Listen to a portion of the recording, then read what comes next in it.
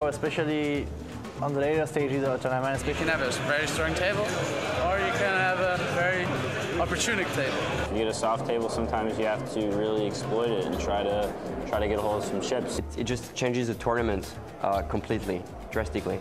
I see one familiar face, and that's my teammate. That's fun. So I don't know if I like that. I would love to have, you know, a crazy guy on my right, tight guy on my left. You know, somebody that's just splashing around pots and just giving away chips, and then person on the left, they'll never re-raise you, stuff like that. But of course, you don't want to have all the big players to your left, because this affects the way you play your tournament. I think when it's like 5, 6 bad players on the table, it's not good. I think it's good if there are 2 or 3 bad players on the table. It's better. Worst person to sit with here? Caio Pimenta from Brazil. He's very aggressive and would be a nightmare for me. This guy is sick, man. Caio Pimenta online. Yeah. I mean, off the top of my head, Anthony Lelouch, I wouldn't want to play against him. He's a sick player. It's crazy. Sick, nasty player. I don't like Dario next to me, no. It's an illusion. On the left side, my husband. My own daughter, she's 9 years old, she can beat me also sometimes, so I think you always have to be focused and play good all the time. I like him better in a different spot. Sometimes people, you know, like tap the person next to them and say, oh, you know, Jason Mercy's here, awesome, or something. Usually I get a bunch of sighs of relief when I sit down at the table. Really have to go to the bathroom.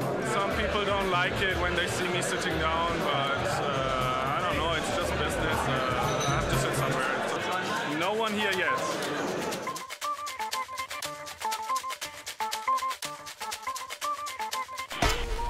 We have a huge hand in progress on the outer table. It involves the tournament chip leader, Michael Piper. He shoves. Tony Pettersson calls. Piper shows Queen 10. He's got an up and down straight draw. Pocket 4s for the Finn on a board of 9-3 Jack-Jack. That is an incredible call. And he's right. Piper doesn't get there on the river. Pettersson doubles up, and he will take the chip lead from the Englishman. What do you think of that call, William? Pocket 4s. Fantastic call with pocket 4s. Amazing stuff. So the Finn now has the chip lead. On our feature table, it's still Cesare who's out in front. The action on this hand is going to be on Alan Bakker, going for his second EPT title here in San Remo. Raising it up with ace-9. Bakker isn't afraid to open his game up. He should be playing a lot of pots here on the bubble of this final table. And a little Pacheshi shuffle going on. I've realized that this guy clearly has a decision with any 2 cards. He's a thinker. Oh, ace-king for Eric Tam. And I think we'll see another re-raise out of Tam here. This time he won't be folding.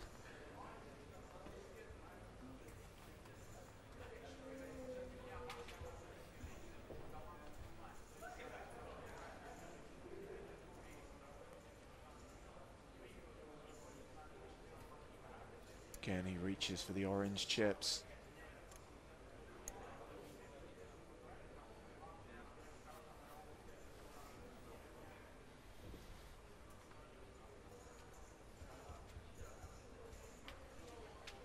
These 2 players are starting the hand with essentially the same chip stack. 2.4 million. So he's made the re-raise to 325,000.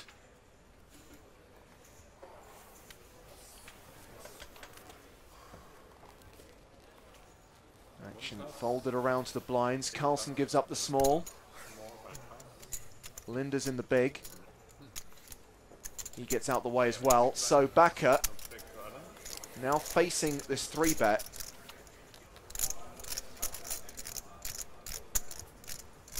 Now he has a decision to make. Yeah, 2.45. Saw what happened in the hand against Linda. Linda opened. Tam 3-bet. But then to a 4-bet shove, Tam was forced to fold. That's clearly going through Backer's mind right now. Backer's thinking, can I possibly 4-bet to take this down? Is Tam maybe getting a little tricky again and putting his hand in the cookie jar? So this time, as you observe, William, he has got the goods and he is going nowhere. I think it might be Backer this time with his hand caught in the cookie jar.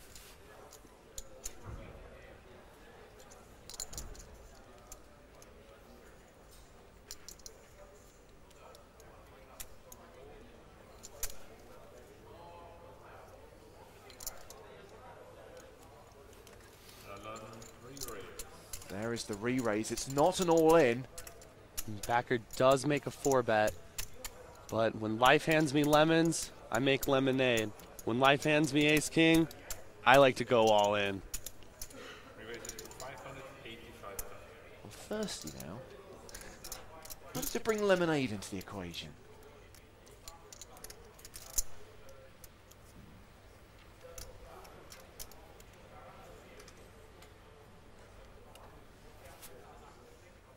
Backer's essentially saved himself some money here because when Tam shoves, and we're pretty sure he's going to, Backer can fold. I really like Backer's 4-bet here. He's putting Tam to the test. If he doesn't have it, he's going to fold. I wouldn't expect him to 5-bet light all in on the final table bubble. All in. But there it is, all in. He ran into the big slick.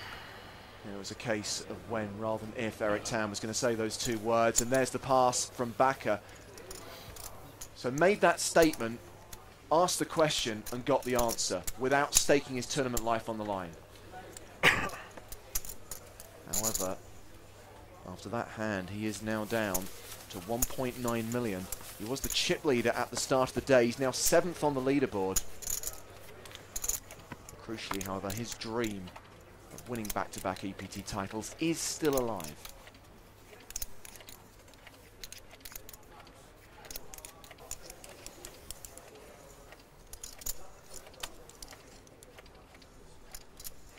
Ramon Cesari under the gun, not going to play the 5-deuce.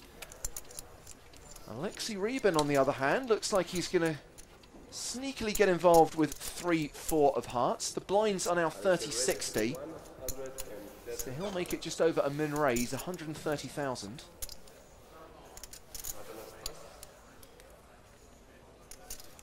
And Jakob Carlsen wakes up with queens. Carlsen eyeing down Rybin. Thinking about what just to do with these queens. You may see a flat call, but this late in the tournament, I'm expecting him to re-raise.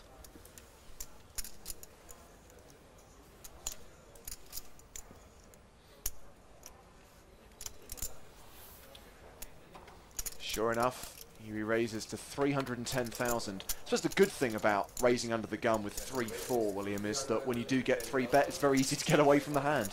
Yeah, it seems that way. Spice is the variety of life, and suited cards are the variety for Rybin.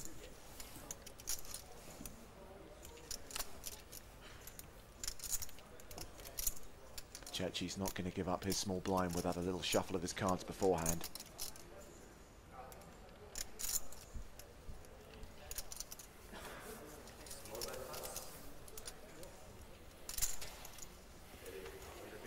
Easy decision for Eric Tam. I'm all in. What? Wastes no time and he moves all in. Call. Pretty easy call. And there we go. He's going to see the bad news. He's up against an overpair. Rybin's going to need a lot of hearts on this flop. A badly timed bluff for Alexei Rybin. 4-1 underdog and at risk. Queen of hearts, queen of spades. One time, William. Let's see the flop, please.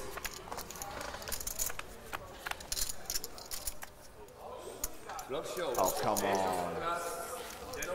The heart draw, the gut shot straight draw. Rybin picks up a little bit of both worlds here. No one said it was going to be easy, Mr. Carlsen. Always a sweat. It's in the rules. It's an 8. Well, he fades the turn. Got to dodge the deuce and a heart. Carlsen really sweating this one. It's a heart. And the Russian gets there on the river with a flush. Can I pay cash now? Tips. Tips for you there. Yeah? No? No, you cannot tip the dealer, Alexei. The Russian absolutely fearless with that pre-flop aggression. It's fate. Yeah? Fate. Yeah, it is. Yeah, that's one way of putting it. Some might say you were just extraordinarily lucky, Alexei.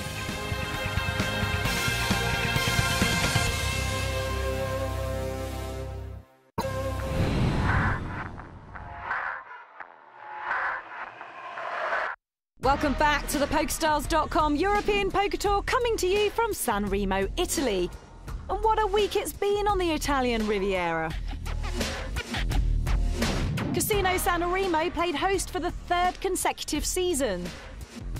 The event created quite a buzz and attracted the largest field ever on the EPT. The largest field ever for a poker tournament in Europe, in fact. Which meant there was big money up for grabs, a prize pool of €6 million. 184 got paid. Team pro Johnny Lodden wasn't one of them. He missed out on the cash. But Bertrand Elke Grappellier was, adding to his already impressive list of results. And the man who won the first ever San Remo EPT 2 years ago made the money as well, Jason Mercier. A minimal cash for him, but there's plenty more up for grabs for our remaining 15 players. This guy has got his eyes set firmly on the prize. Alexei Rybin, the Russian, currently the chip leader at our feature table with 3.7 million. How should we describe him, William? Unpredictable? Unpredictable, fearless, bold, aggressive.